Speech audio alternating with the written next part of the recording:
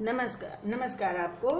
और आशा है आप लोग आनंदपूर्वक होंगे और संस्कृत पढ़ने के इच्छुक मेरे सभी साथियों को, मेरे संस्कृत पाठशाला के सभी विद्यार्थियों को मेरी ओर से बहुत बहुत अभिनंदन, बहुत बहुत स्वागत।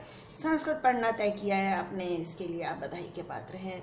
और अभी हमारा चल रहा है बिगिनर्स के लिए आरंभ के कुछ वीडियो जो हैं तो बहुत साधारण, लेकिन आपकी पूरी तैयारी करेंगे आगे बढ़ने के लिए संस्कृत विषय में। अभी आप एक बार दम से धैर्य मत छोड़िएगा, ये मत सोचिएगा कि मुझे श्लोक तो पढ़ाए नहीं जा रहे हैं, मुझे कहानियाँ तो संस्कृत में पढ़ाई नहीं जा रही हैं। अरे भाई, पहले तैयारी तो की जाए।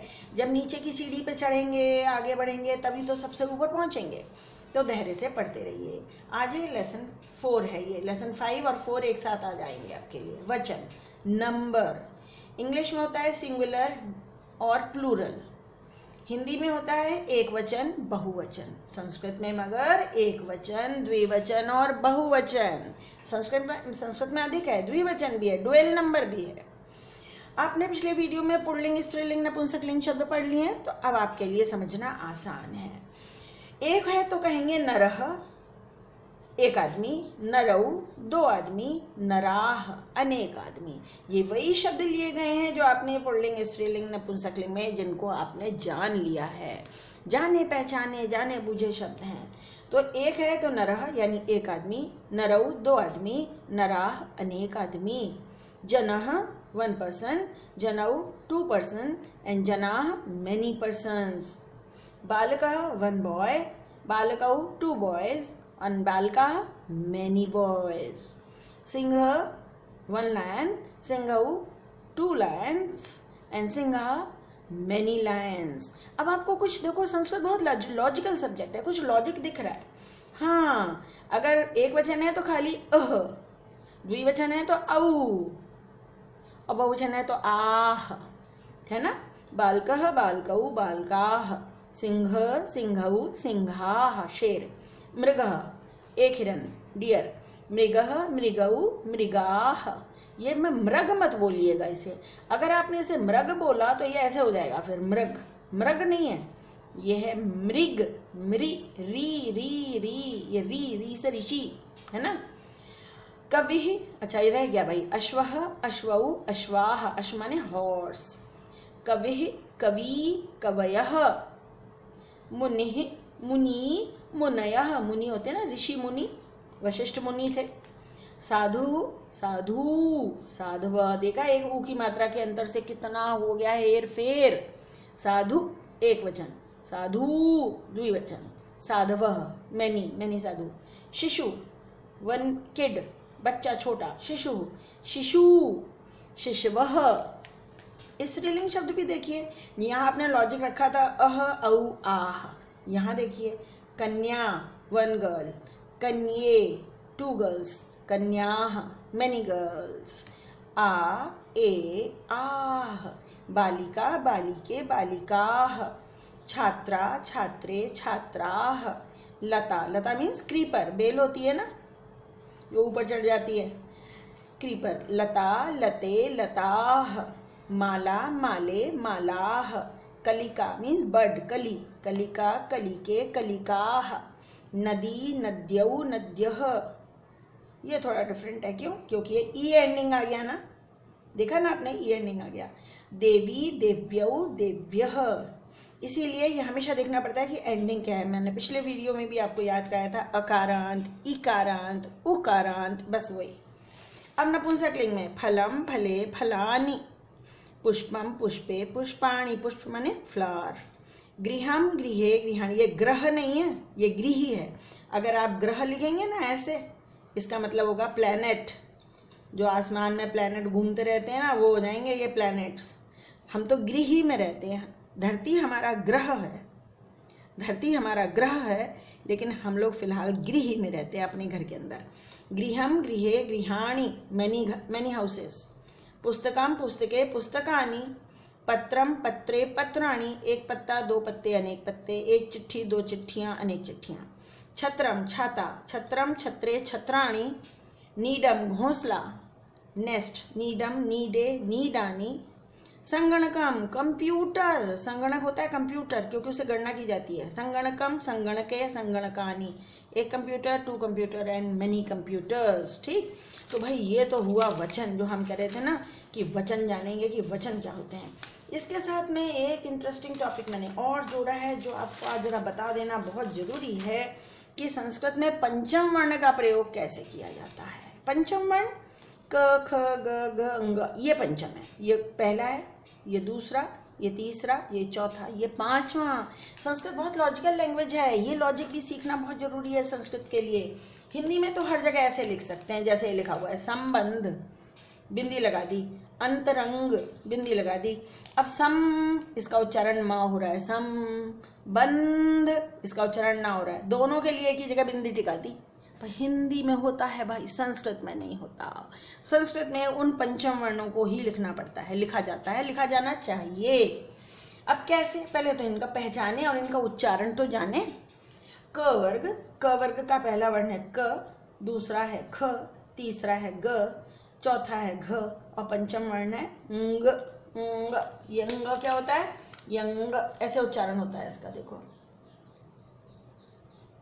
क्या लिखा मैंने, कंघा, कंगा, तो जो आवाज आ रही है ना कंग अंग, वो ये है, वो ये है कंग। च वर्ग, च छ ज झ, ये इसका उच्चारण कैसे होगा, ये कैसे होगा, ये देखिए, ये मैंने यहाँ लिखा, क्या लिखा, कंचन। तो कंग की जो आवाज आ रही है वो यही है, कंचन, चंचल, है ना, चन, ये वाली। तो च छ ज झ ञ, क ख ग घ ङ, इन्हें का खा गा नहीं बोला जाएगा भाई, सब में हलंत लगा है, इनमें स्वर नहीं है। क ख ग घ ङ, च छ ज झ ञ, फिर ट ठ ड ढ अण, अण तो आप जानते हैं, त थ द ध न, ये न भी उच्चारण जानते हैं।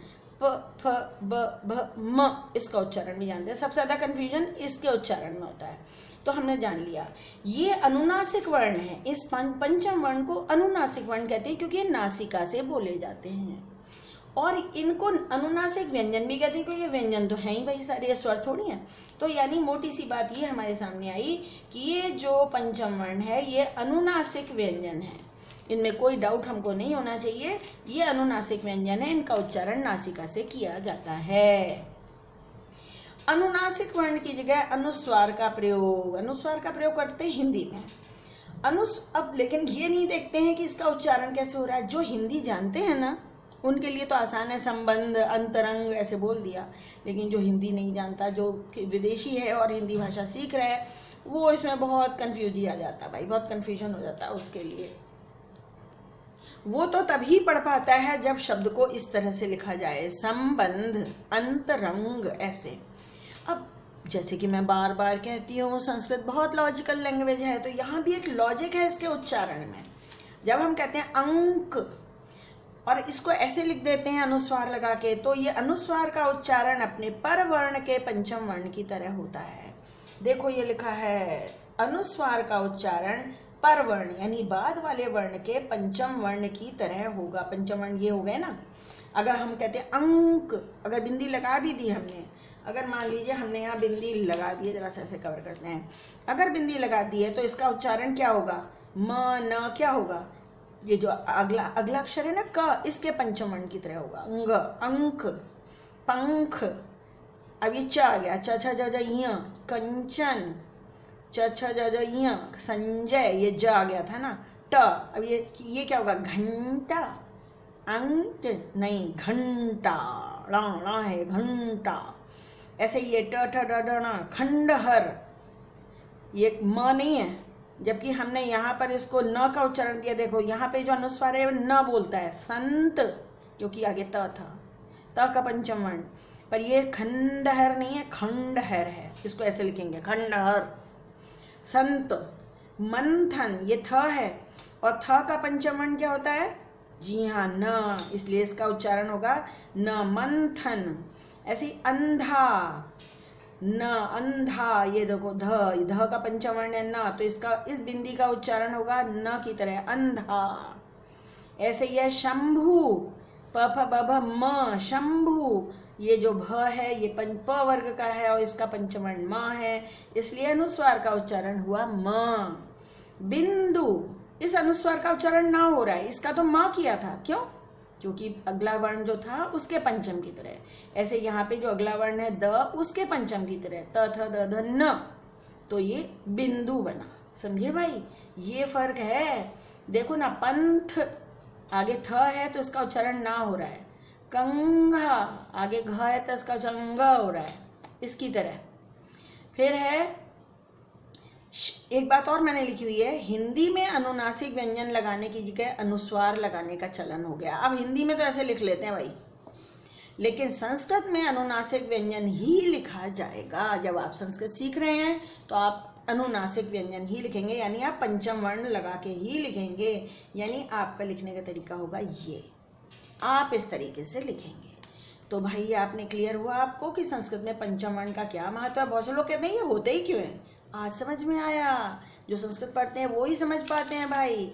ये लेसन 4 लिखा है, ये लेसन 4 नहीं है, ये लेसन 3 ही है। इससे पहले 2 पाठ आप पढ़ चुके हैं और लेसन 3 में आज आपने 2 बातें सीखी हैं, 2 बातें सीखी हैं। एक है वचन और दूसरा है पंचम वर्ण का प्रयोग। तो भाई अगर आपको सब कुछ समझ में आया हो तो भाई संस्कृत पाठशाला में खुशी खुशी आते रहिए, पढ़ते रहिए। अपने साथियों को भी इसके बारे में बताइए, शेयर कीजिए अपने साथियों से इसकी जानकारी संस्कृत पाठशाला के बारे में, और उनको भी जोड़िए इसके साथ। ज़्यादा से ज़्यादा लोग संस्कृत पढ़ें, आनंद मनाएं। तो बस अब आपसे विदा लेती हूँ। Bye friends.